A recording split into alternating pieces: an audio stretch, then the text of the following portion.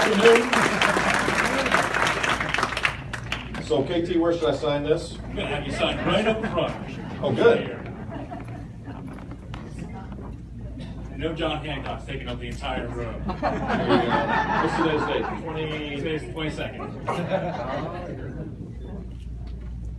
There you go. Thank you.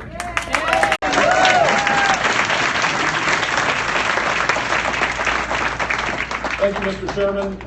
KT, I was a county chairman in Miami-Dade County. It's a tough job. You should give him a round of applause for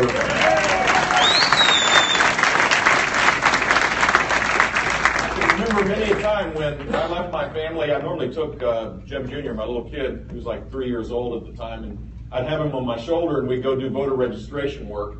And we would have the best of hopes always when you start, please come out and we'll go to the Publix and we'll register voters. And I'd show up with Lucrecia Machado and 2 other people. We expected 50 and we worked all day. And that's kind of probably what happens to you, KT. So it's hard work to do to build the party. And I hope that you're having great success here in Aiken.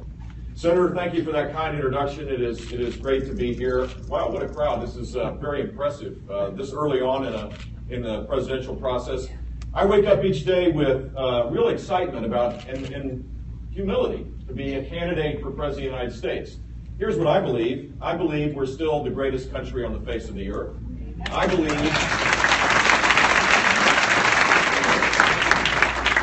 we can fix these big, complex problems. And if we do, this will be the greatest time to be alive in this world. That's what I wake up each day in my heart believing.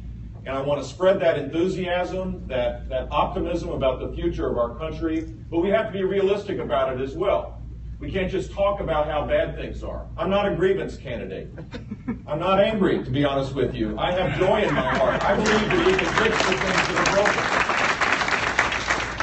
And if we settle on how bad things are and just kind of over and over again, left and right, talk about how these things are wrong and how things are broken, the net result is the next generation is not going to have the same opportunities that we had. And I think if you look back on our history, the one thing that has defined our country is that generation after generation, through good times and through really tough times, we've always managed to move forward.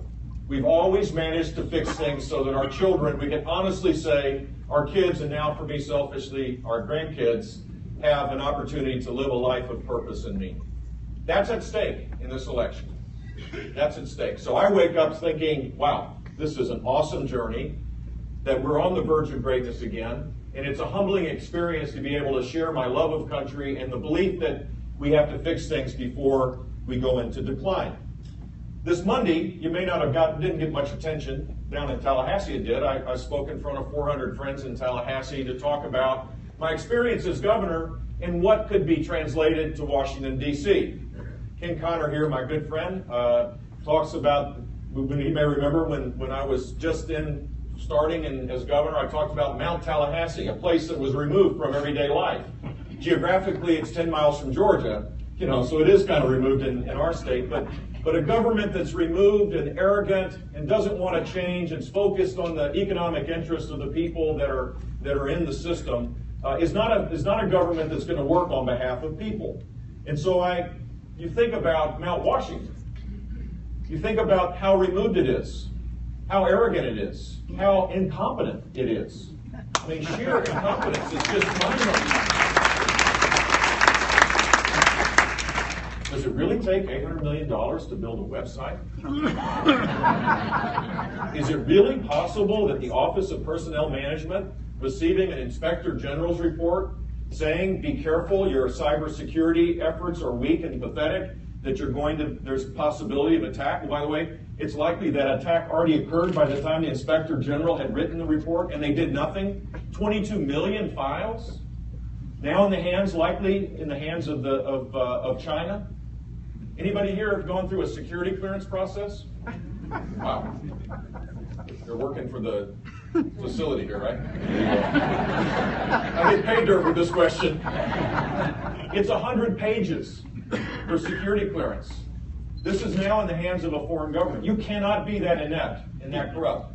And there's no accountability. And the net result, whether it's the IRS scandal or just the the problems where no one steps up and says, I'll take responsibility for this, starting with the president. We have a problem with government that makes it harder for us to fix the big things like taxing and regulating, which we have to do. And so I started talking about this Monday, about what we should be doing to be able to bring transparency and limited government so that it can be more effective for the people that it's serving. First and foremost, we need a balanced budget amendment for this country. We need to be serious. Every state government has to balance its budget. Some cheat, some do it kind of with crazy accounting, but most don't. Most live within their means. And the net result is that state government works pretty effective. And it forges consensus, by the way, because you have to, for the legislature to leave town, they have to actually do one thing only, and that's to pass a budget. And that's how you build consensus, is by forcing the conversation to do the fundamentals right. We need a constitutionally sound line item veto. I believe that if the president had one of those, and Paul Ryan has made a good suggestion on how to do this, through something called a rescission process, where you bring line items back to Congress for an up or down vote, you could bring fiscal restraint. In Florida, they called me Vito Corleone. At first, I thought, that sounds like an insult. Then I reflected on it and thought, yeah, I don't mind that. 2,500 line items later that were vetoed and $2 billion that went to the reserves, I began to realize that the executive, the presidency, the president has the power to bring order and discipline to a budget process that is out of control. I believe that the size of the federal government is too big. 2 million people working in the federal government, and you have a lot of good people. There are a lot of dedicated public servants, for sure. But the simple fact is, in Florida, we reduced our state government workforce by 10%. And I think the services, over 8 years, and I think the services got better. So we're proposing for every person that leaves, and by the way, there are a ton of people that will be leaving the federal government because of attrition. You freeze employment, and you reduce the workforce each and every time someone leaves, and you could reduce the workforce in 4 years by 10%. We need merit pay. We need to bring the solid conservative principles of how you respect employees and how you give them rewards when they save money across the board, and when they're incompetent, they should be fired. There should be the right to do this. Let me give you an example.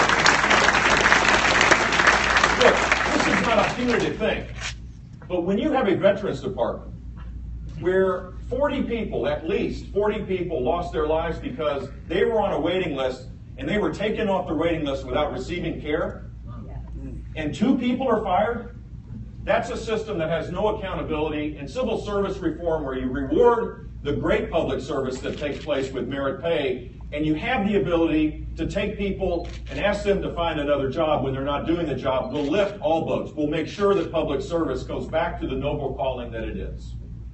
We need kitchen table budgeting. This is the most absurd thing that exists in Washington. This is a baseline budget. I swear, it's a baseline budget.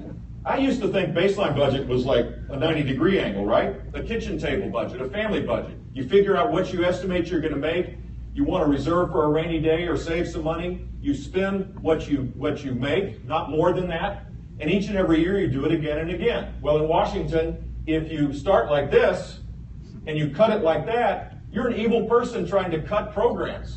But in fact, you're curbing the growth in spending. And our government now is huge because of this. If we went back to common sense budgeting that exists in the private sector and exists in our kitchen tables as families, we would be far better off. In fact, some of the things that Washington does in terms of its accounting would be illegal. People would be in jail in the private sector. Just restoring some common sense is part of this. We need transparency. I think every time a lobbyist meets with an elected official, it ought to be online in 48 hours. Not because lobbyists are bad or public officials are bad, but people have no confidence in how Washington works today.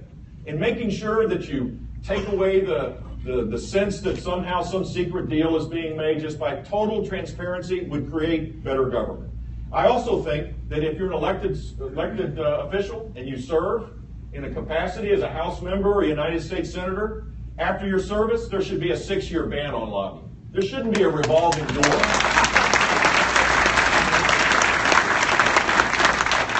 And finally, in every legislature that I know outside of Washington, you have to show up to vote. You have to show up to work. You have to attend the committee hearings. You have to be respectful of the people that are submitting information for you to be able to have a view that is based on knowledge, based on adequate information. In Washington, D.C., we've somehow evolved to a system where it's a 3-day work week and people don't show up to vote and to work. Well, maybe we should apply some common sense there as well.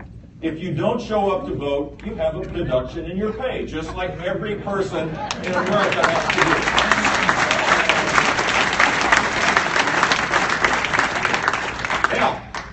Now, I don't know how, on a vote like that, I'm not sure how the vote tally will come out, but I know they'll show up to at least a vote, which would be a nice thing. This is about public service, and today I think more and more Americans legitimately feel that the disconnect between Washington and ourselves is making harder for us to be able to solve problems. And I believe with leadership you can solve problems, because I got to be governor as a reform-minded conservative in the crazy state of Florida. I got to do it for 8 years, and it was a blast. I said I was going to do a set of things, and I did them. I said I was going to cut taxes, and we cut taxes every year, totaling $19 billion.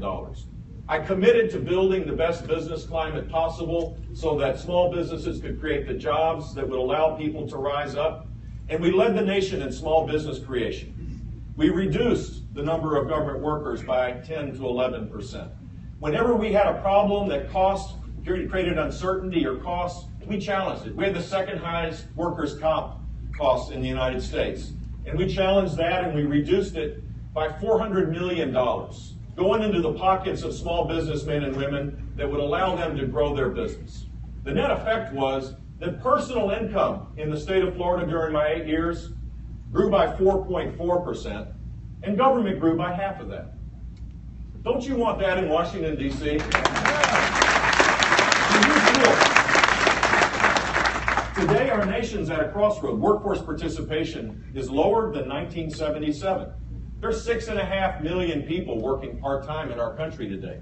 And every time there's another rule or another tax, it creates more uncertainty that makes that even worse. Hillary Clinton believes that somehow through government you can just kind of mandate your way to prosperity. A new set of rules. And the simple fact is people are struggling to make ends meet. Median income hasn't grown. Workforce participation rates are low. For the first time in American history, there are more businesses being closed than started.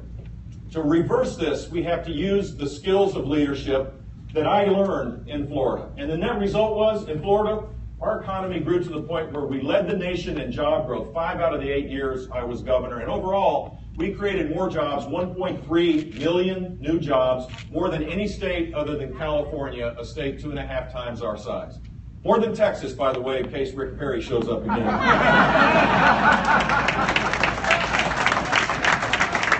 I left the state with $9 billion of reserves, 8 times more than when I started. And we were AAA bond rating. Only 2 states became AAA during those 8 years. Florida was one of them, for which I was really proud. And you compare that to the sorry state of affairs in Washington, D.C., where our great nation lost its gold standard credit rating because of the structural deficits as far as the eye can see. We can grow our economy at 4% per year, but it's going to require leadership. It's going to require someone who actually has done it, whether it's in school programs or acting on your faith, on your consciousness. I've had a chance to be a leader, not just talking about it on the sidelines, but I've been a reform-minded conservative for 8 years in a state that is not as conservative as South Carolina, certainly not as liberal as Illinois maybe, but it's as purple gets, and it is the thing that we need for our country. Conservatives will win if we're hopeful and optimistic, if we take our cause to places where they haven't heard the conservative message in a long while. We will win when we stay true to our principles, but campaign open-minded, because we know that our philosophy is the winning one. We will lose if we're the grievance party. We will lose if we only describe how bad things are. I want to win. I hope you want to win as well.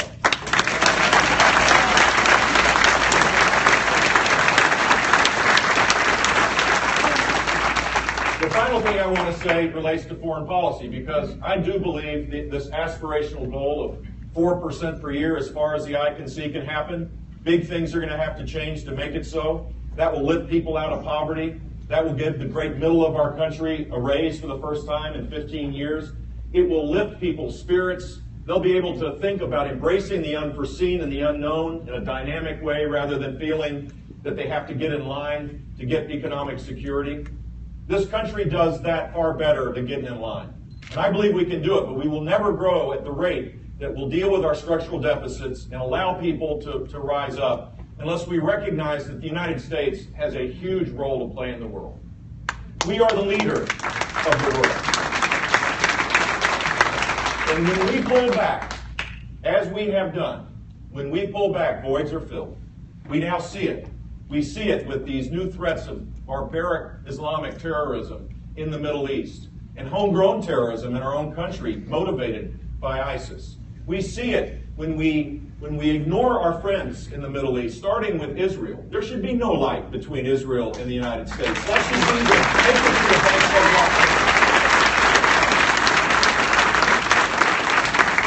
the you talk to Arab leaders, which I've done, they'll tell you in all honesty and candor, they'll say, how do we expect to get a deal from Washington, D.C. when Israel can't get a good deal, when their voice isn't heard? Maintaining the relationships in a leadership mode will create a greater probability that the men and women of the greatest armed forces ever created in the United States of America won't be sent into battle. If you want to create a more peaceful, secure world, then it has to be through peace, through strength. It worked in the 80s, and it'll work in 2017. And I vow to restore that relationship in our leadership.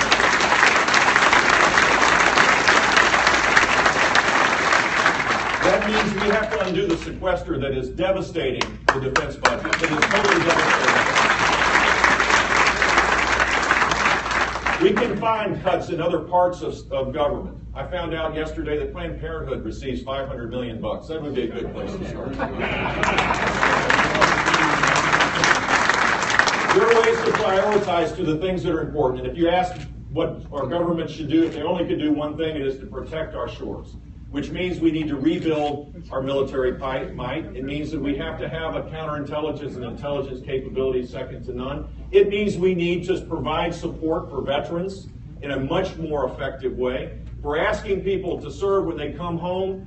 It shouldn't be to cast them aside then. They are deserving. They've earned that contract, that covenant, if you will, with the United States, and we should maintain it and support it and modernize it so that they have more choices about the care where they get it.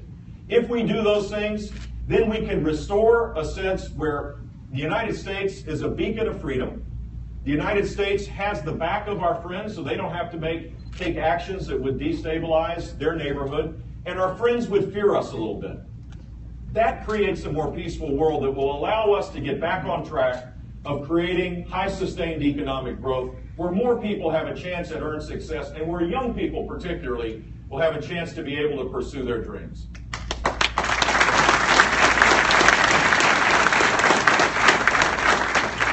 So to conclude, I want to reiterate something that I said, which is I'm the happy warrior. You're looking at a guy, people say, man, this must be a huge sacrifice. It's a sacrifice for my family, for sure, and that's a burden that I carry with me when I'm away from my wife particularly. So if you're a prayerful person, pray for my family, but don't worry about me. I wake up with a joy of this country that is deep, and I believe that we can change these things. And I know how to win, and I want to win. I don't want to make a point. I want to win from the beginning in the right way.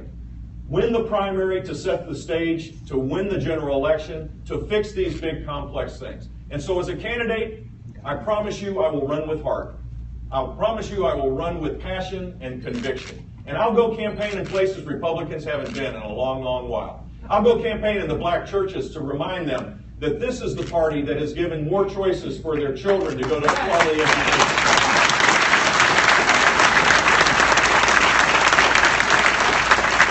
I'll go campaign in the Hispanic communities in Espanol, not just in English. And I will tell them, join the party of aspiration, the party that allows you to have big possible dreams. I'll go campaign in the college campuses where they haven't seen many conservatives because of their political correctness that this, does the Heisman on people that have different views than the orthodoxy of these universities. And tell young people, how's it worked out for you for the last 6 years? High unemployment. You have to participate in Obamacare because you're the only healthy people left. How's that student loan working out that's doubled in size to the total student loan? Recourse debt, where we're not reforming our higher education system. You've been used in the world in the age of Obama. Now it's time to be able to convince people that high economic growth and economic prosperity is what young people should embrace, and we have the philosophy to make it so. We'll win.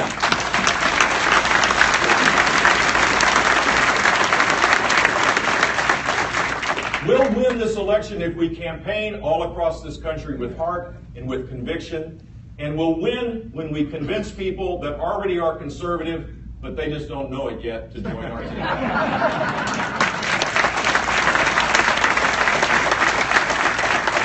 So Aiken plays a constructive role in this. South Carolina is going to have a huge role. And you'll have candidates coming through here, most of whom I respect greatly. They're good people. And they're far better than whatever the other team is putting on the field.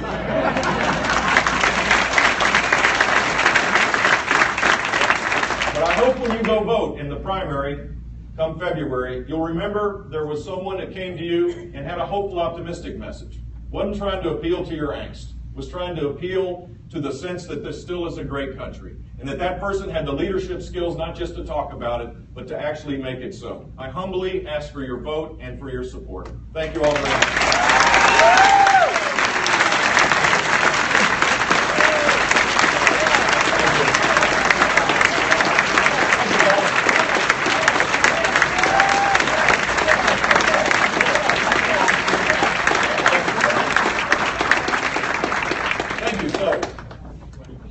Absolutely. Or at least Q.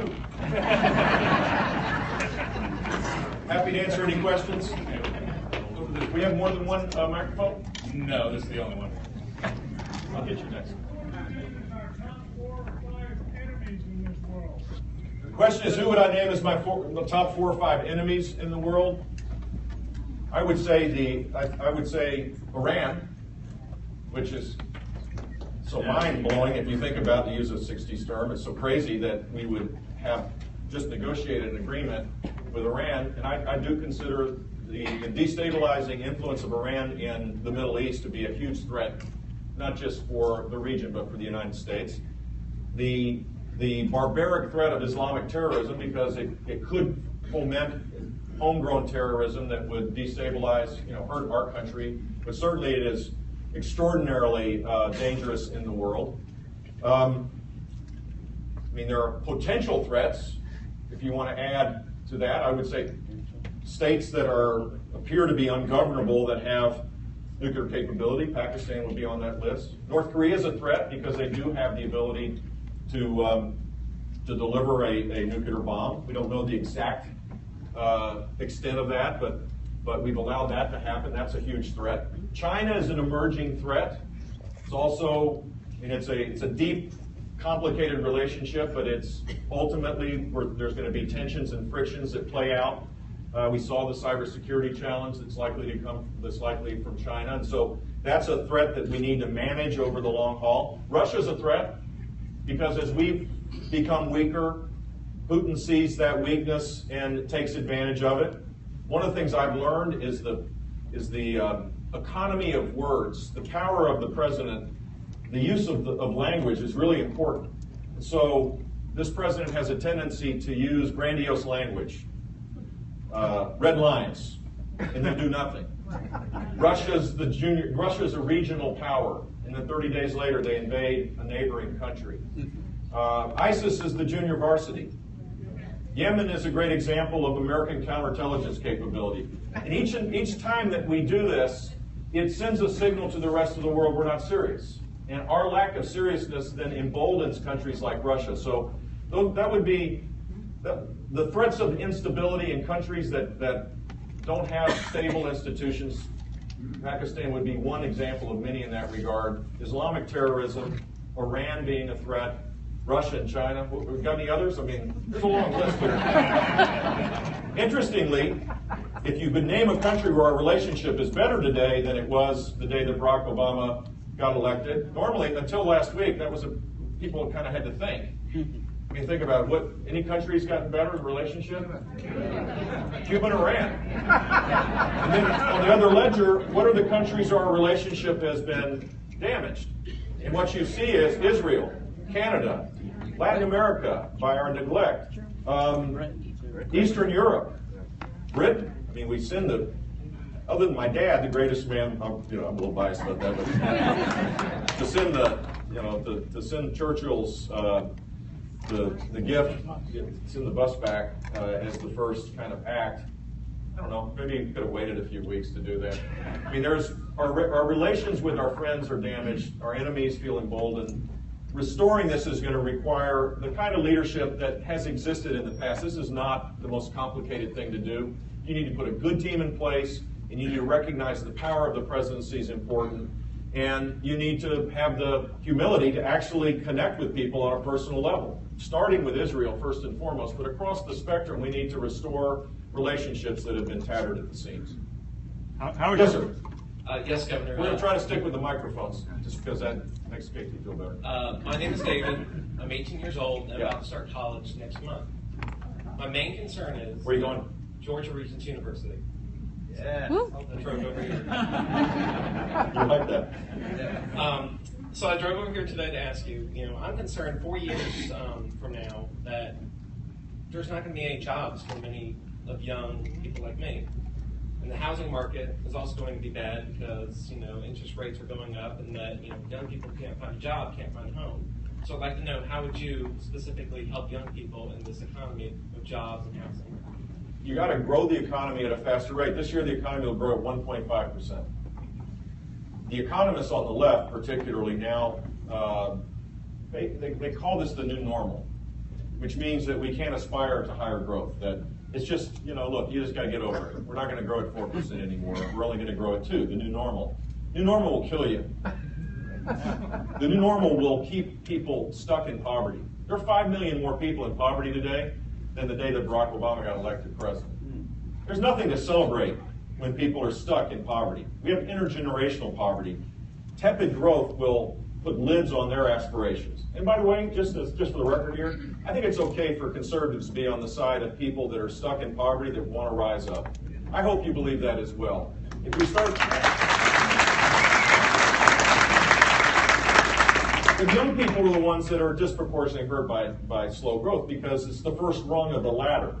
And you combine that tepid growth because of the most complicated regulatory system in the world, the most complicated tax code in the world, and you can see how we're pushing things down. We're defining success down in a way that's quite dangerous. The other thing that's happening is innovation that is through automation and technology. We're making it harder for the first rung to actually be grabbed. Last week I was in San Francisco. It was actually kind of, this is the world I'm in. This political stuff is crazy. Hillary Clinton gave a speech that she kind of forewarned the dangers of the shared economy. Talked about Uber and Airbnb. I don't know if anybody been on Uber. It's pretty. They may not have made it to Aiken yet. It's pretty amazing technology. It allows people, by the way, like the people I hang out with that are Uber drivers. This kid was a medical school student. He's a fourth year student at UCLA. He was using Uber to be able to pay for his medical school tuition. His aspiration, he believed he was going to do it, would be debt-free by the time he became a doctor at a great medical school because of Uber.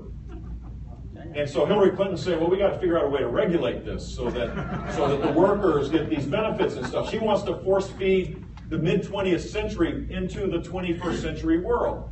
It's ugly if you try to do that. It won't work. But we need to make sure people have the ability to take that first rung of the ladder because all this technology is making it harder and harder. Things are being automated at warp speed. It's not just bad politics in Washington. It's this trend of accelerated technology.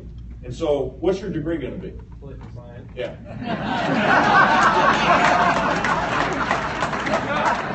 Where are you going for graduate school? I don't know. I mean, you know what I'm saying? You kind of get the point. I mean, it takes us, for a public university, the entire public university system in the United States, we measure degree completion for full-time equivalent students in 6 years. Full-time equivalent students, for those that can vaguely remember their college days, is 12 credit hours now, not 15.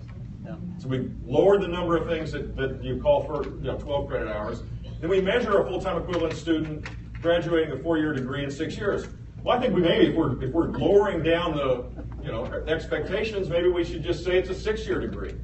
I mean, are we going to be fair about it? Psychology is the #1 degree program, and 60% of full-time equivalent students graduate with a 4-year degree in 6 years.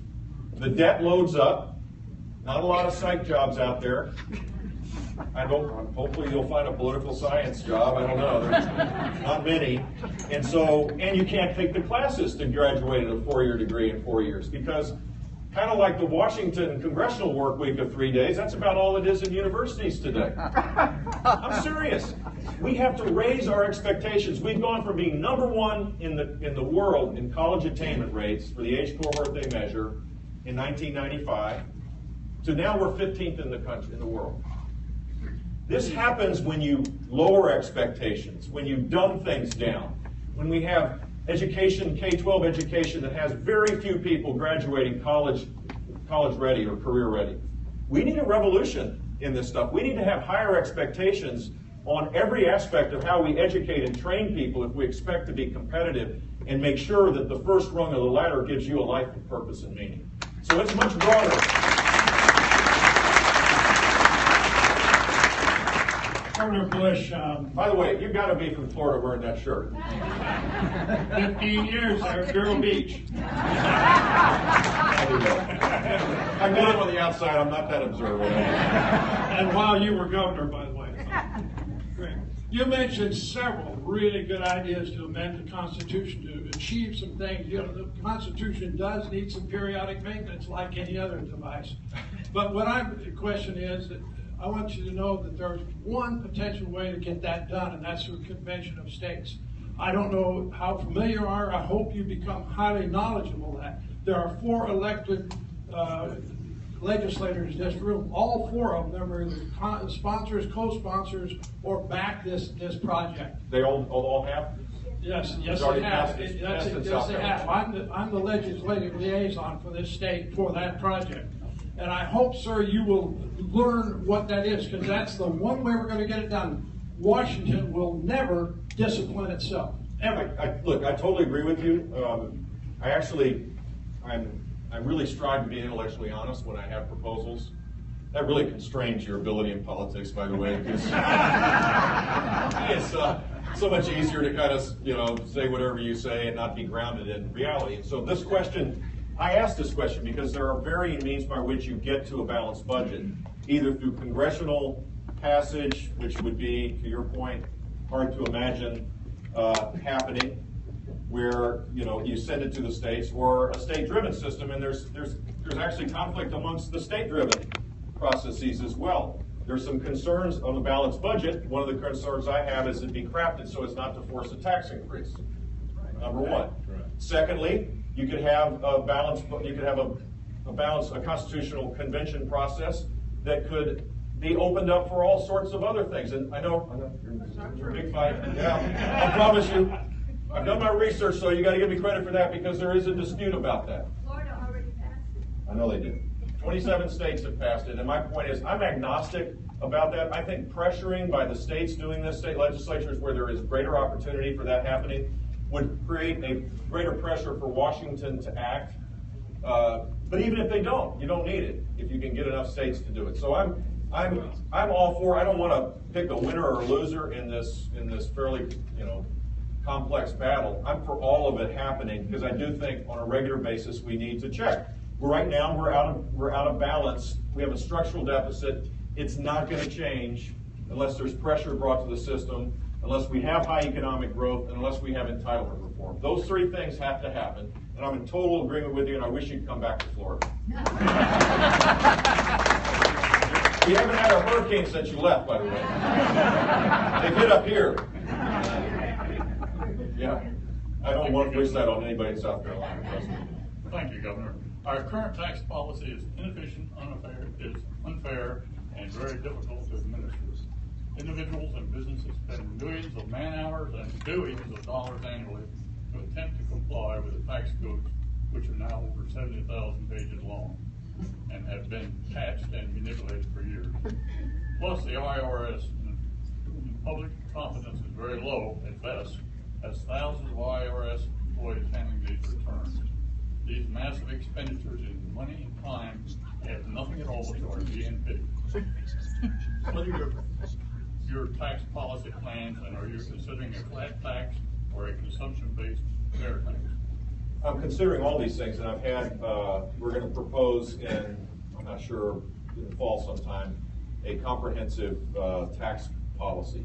And all these things are on the table. The basic principles need to be eliminate as many deductions as possible, which gets you into a lot of politically incorrect places that I think we need to get. We need to challenge some of these things because we have $1.2 trillion of tax expenditures. Instead of spending money for worthy causes or not so worthy causes, we've used the tax code to accomplish the same thing. And the complexity comes, and the lobbying comes, and the protection of your little sanctuary comes by complexity. Simplicity would shift power away from Washington. Fewer lobbyists, fewer consultants, fewer accountants, fewer lawyers. And so lowering the rate as far as possible, simplifying the code should be the objective.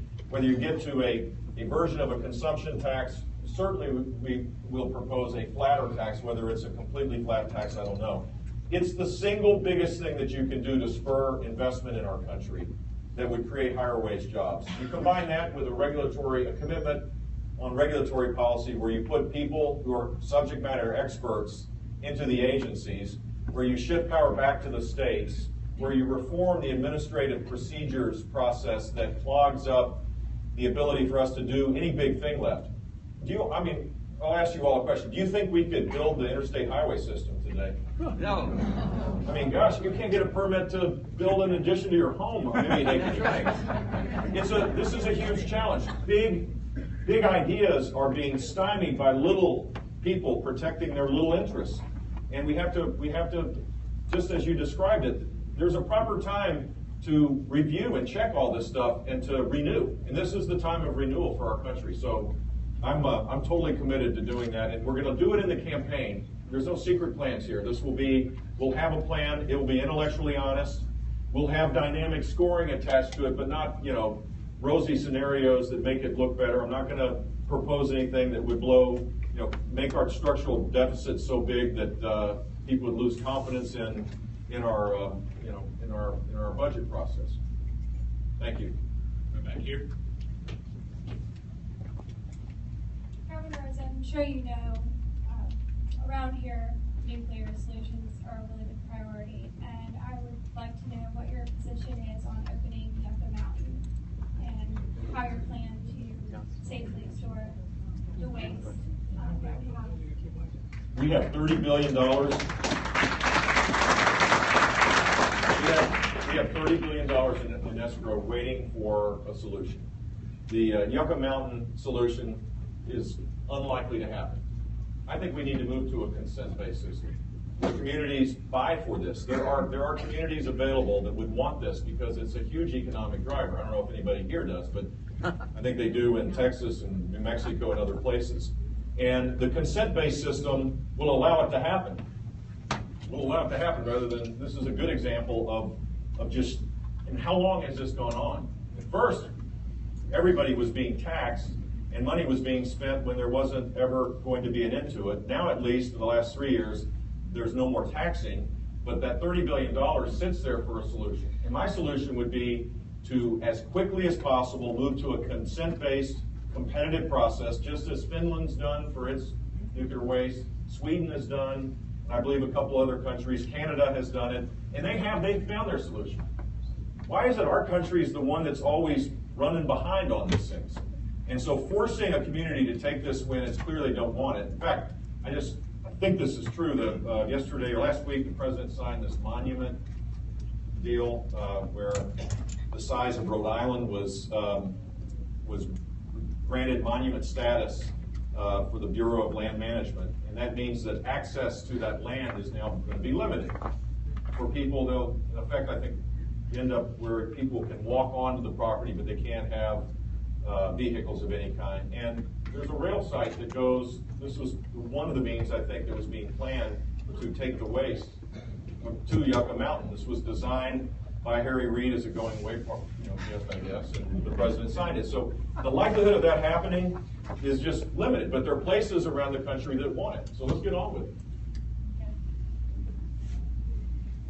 Governor, when you get elected president, what would be your changes in rules of engagement for the U.S. military in fighting the Islamic terrorism? And what would you do? Would your management style be micromanaging from the White House, or give the military it's trained to do its job the orders to go do its job? Well, that's a tough question. You're leading the witness, sir. Well, first, just as an aside, I think it's appropriate for our military bases that people trained to use weapons ought to be able to have weapons on our military bases and our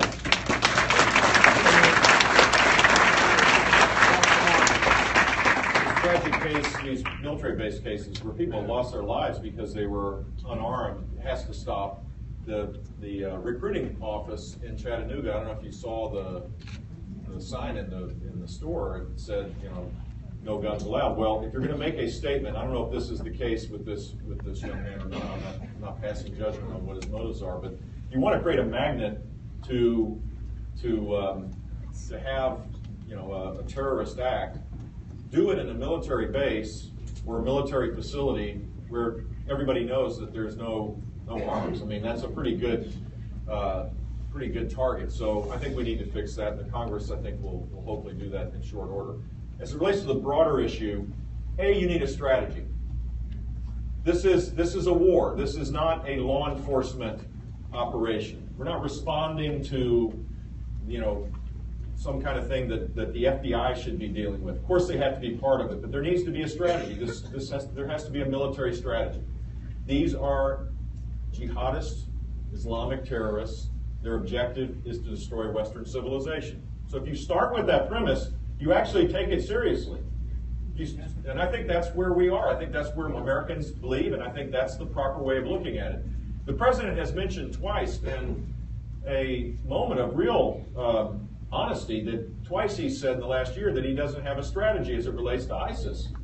Wow, I mean, it seems like he doesn't want to be held accountable to other issues, but this one he's been open about it, and I think having a strategy, the next president needs to have a strategy. And the strategy needs to be, we need to be engaged, re-engage in Iraq, and we need to figure out a way to build proper military support for a different force in Syria.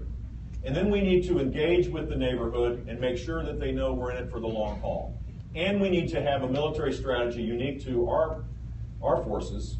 I think it starts with arming and training the Kurds.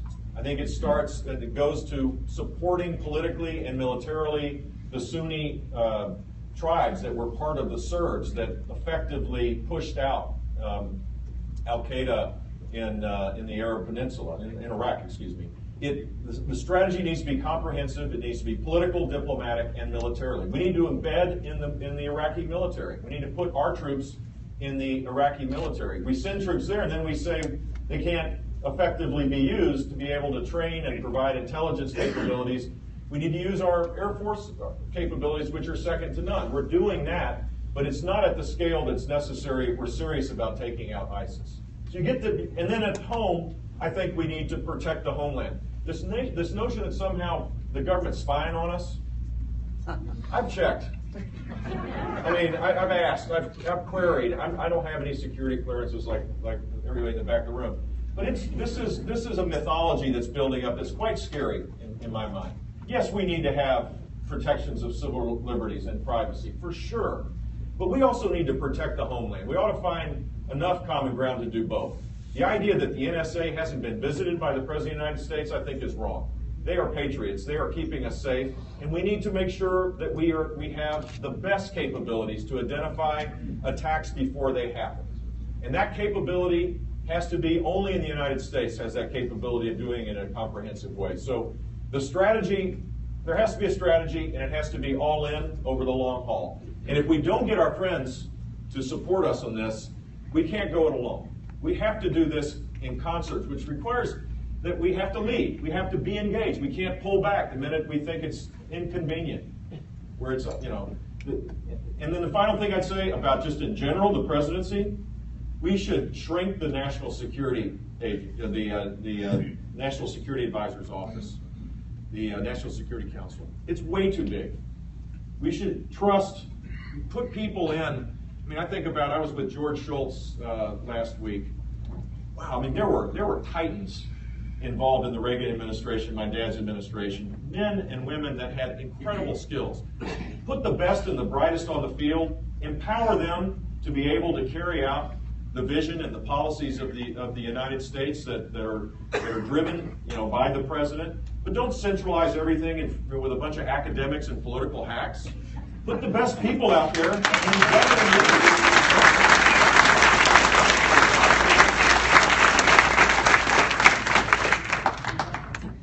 Where'd that microphone go? It's right here. My name's Michelle Holt, and I actually represent small business. My husband and I used to have a thriving private practice. Oh, that's Politichicks. Also a Politichick. Yes, sir. We had a private practice that was thriving. 5 providers. I used to manage it. In 2009, of course, the ACA was passed. And I had the unfortunate experience of watching all providers, including my husband, lose their practice. I personally saw and we were a mental health practice, and we were deeply affected by the changes. The insurance companies, within a 30-day period, sent the new guidelines, and it went from a 1/4 inch thick to 3 inches thick of what they weren't going to cover. But they weren't going to cover. Weren't going to cover, yes. So for the first 1.5 years after the practice closed, we had no insurance ourselves. And we barely struggled. I mean, we barely made it, by the grace of God, you know. What are we going to do about the Affordable Care Act? Because I've got a 26-year-old and a 19-year-old. My 26-year-old can't afford the Affordable Care Act. And if it wasn't for my husband being able to obtain another position, we wouldn't have been able to afford it either. So if you are elected president, what will you do to help that? I will strive to repeal Obamacare.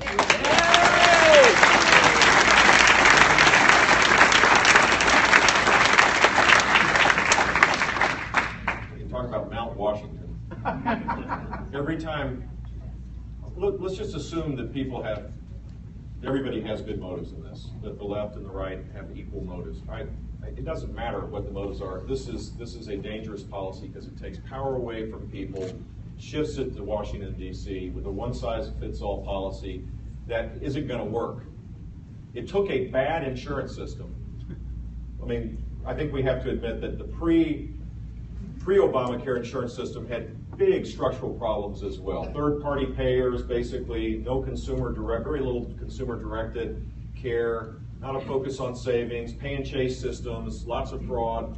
So it took this system and didn't fix it, it just made it bigger and more complex.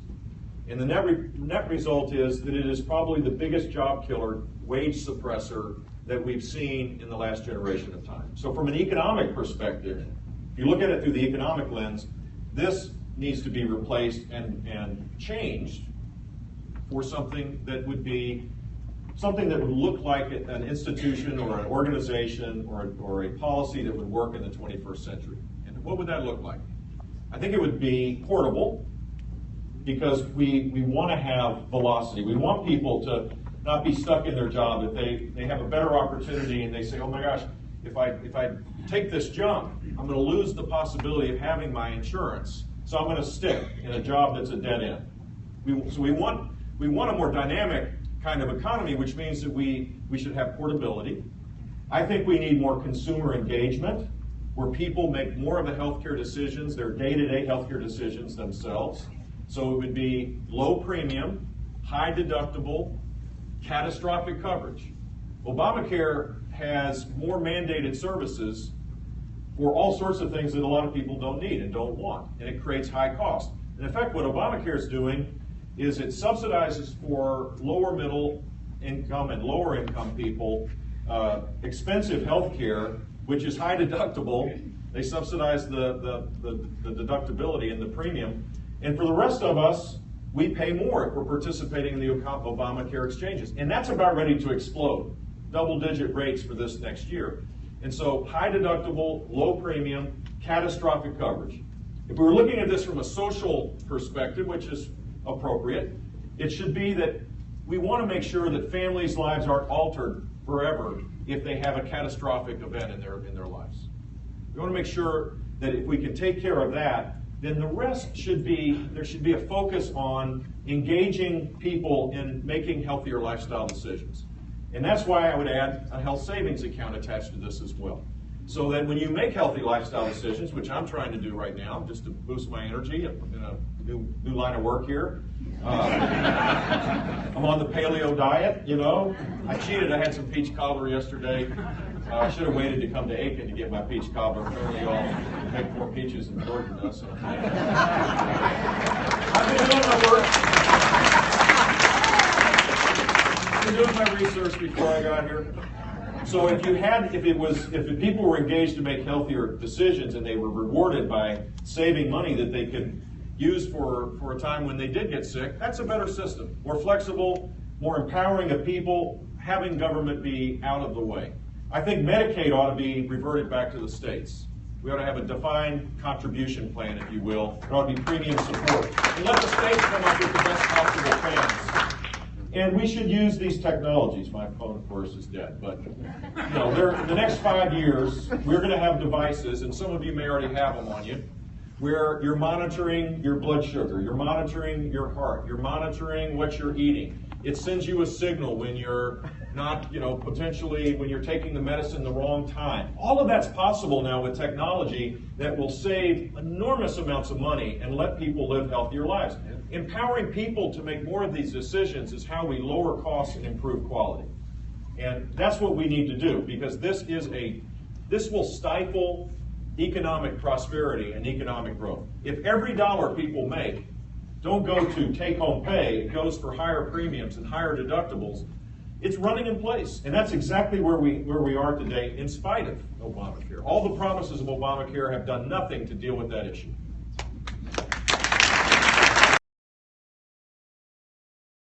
Woo. Welcome to the heat. For a couple, guys. What is it, about 100? Probably. Governor, in your comments in there, you called for a reduction in federal employment, federal jobs, and yet, how would you see the role of Savannah, Riverside, Los Alamos, and other technological, scientific centers like the ones here, where it seems like the Cold War mission may be outliving its usefulness? I don't know. I think we're seeing the reemergence of threats that we thought were ended after the Cold War emerging pretty quick.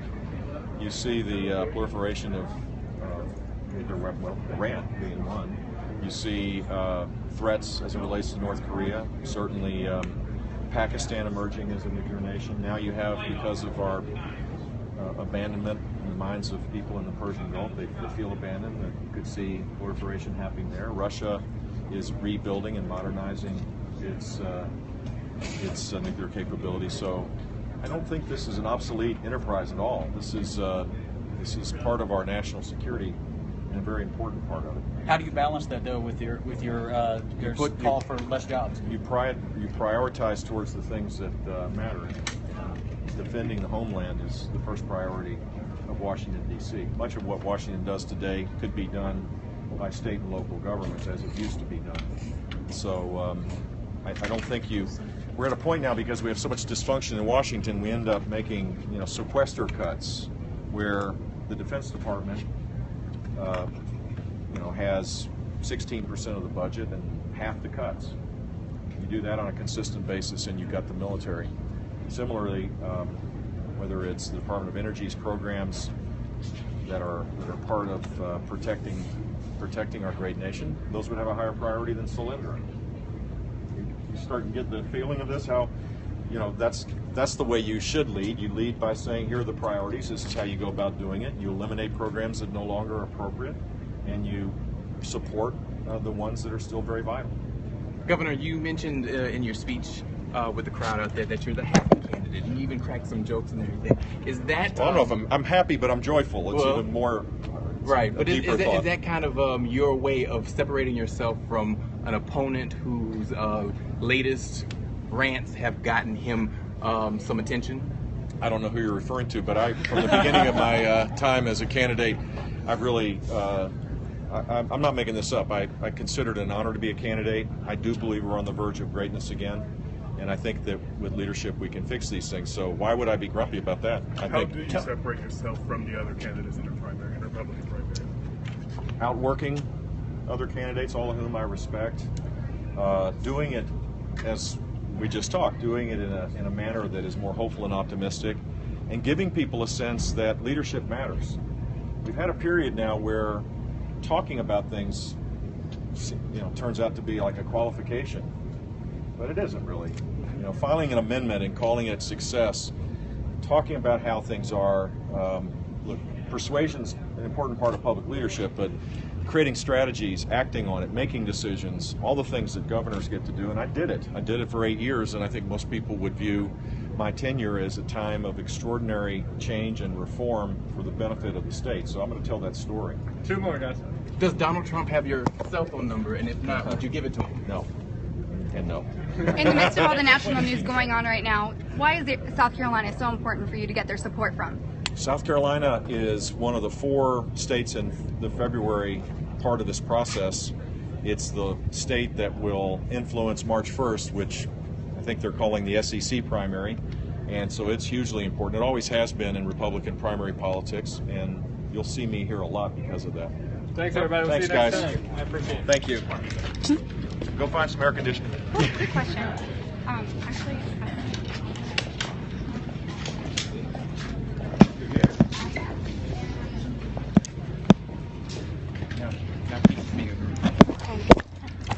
my feet were my knees were like melting. Pretty sure my pants melted a little.